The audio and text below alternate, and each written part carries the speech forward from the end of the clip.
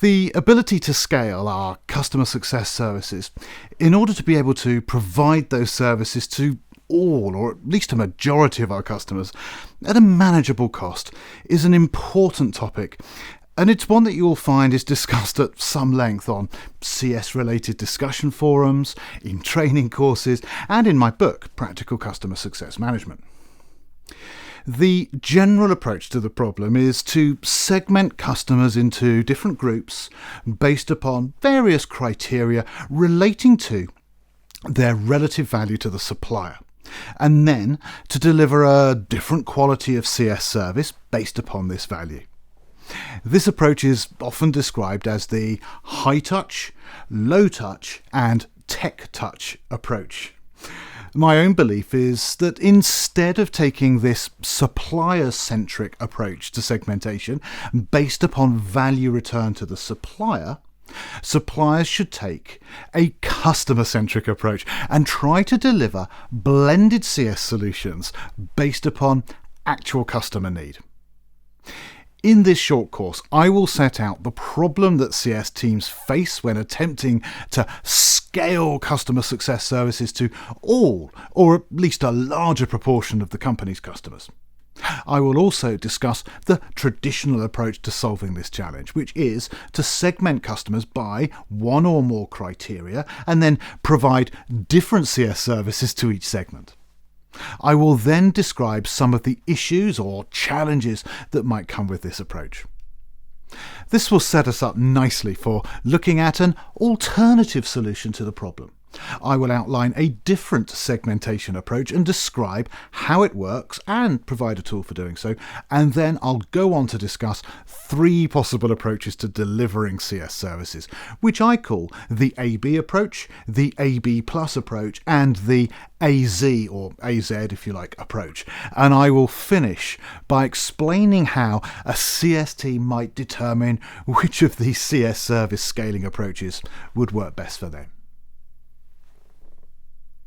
In this first clip, we will focus on the initial 2 topics only, which are to define and describe the challenges facing CS teams when it comes to scaling their services to reach as many customers as possible, and the standard response to this challenge, which is to segment customers into silos or groups based upon pre-agreed preset criteria, and then provide different types or qualities of customer success services to each group. The problem itself is in a sense a very straightforward one. It's an issue of finite and expensive assets versus diminishing returns. On the asset side of the problem, we have the customer success manager, him or herself. The CSM is an expensive resource because they expect to be paid a salary for their work, and because, contrary perhaps to what managers and customer stakeholders might like to think, they can only do one thing at a time. Compared with any other human being, they're about what you'd expect. But compared with automated software, they are, of course, slow and expensive. On the other hand, however, they are human beings, and as such, they come with all the standard capabilities of relationship building and management, creative problem solving, innovative and intuitive thinking, presentation and influencing skills, and so on, that computer systems, no matter how clever at raw data processing, tend to struggle with, as well as other capabilities, such as background research, data collection and analysis, report creation, process management, and so on, that computer systems tend to be able to do very well.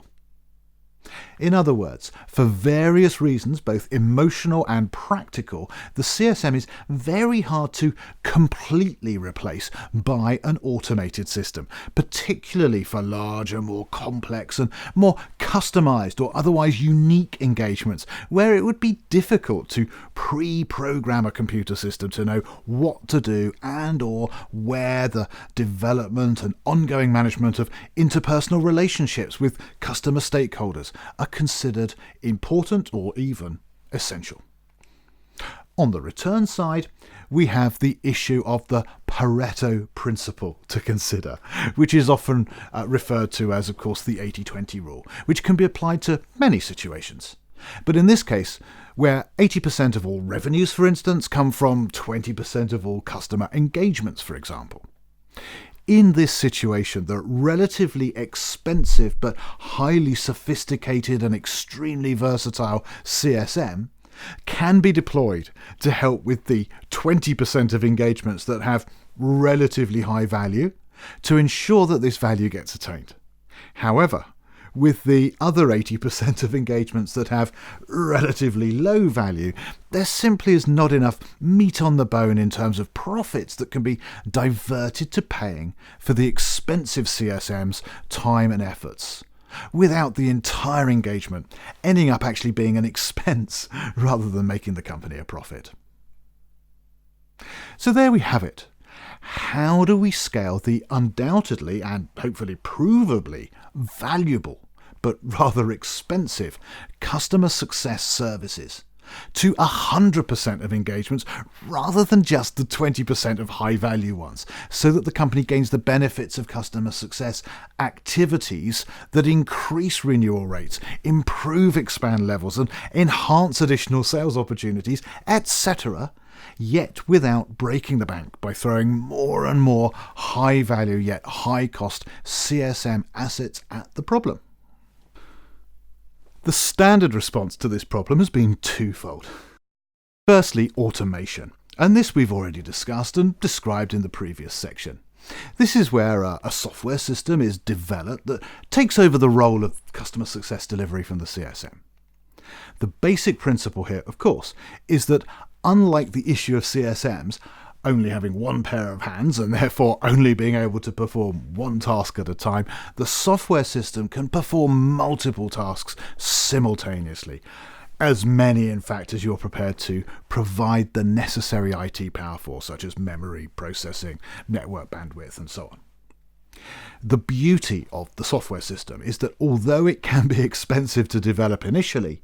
once in place, it becomes highly scalable and can deliver simultaneous CS services for as many customer engagements as necessary, but without the commensurate increase in costs that would be associated with the same level of scaling up by employing more CSMs.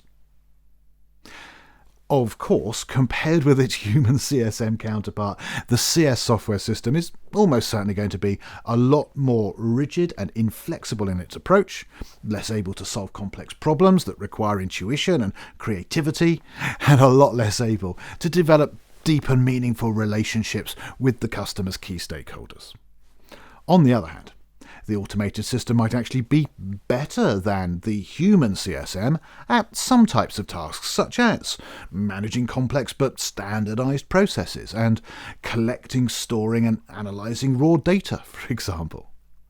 Plus, of course, the software system is always on and is available 24/7 by 365.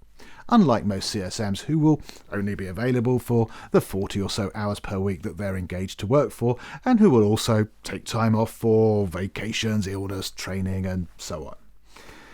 Finally,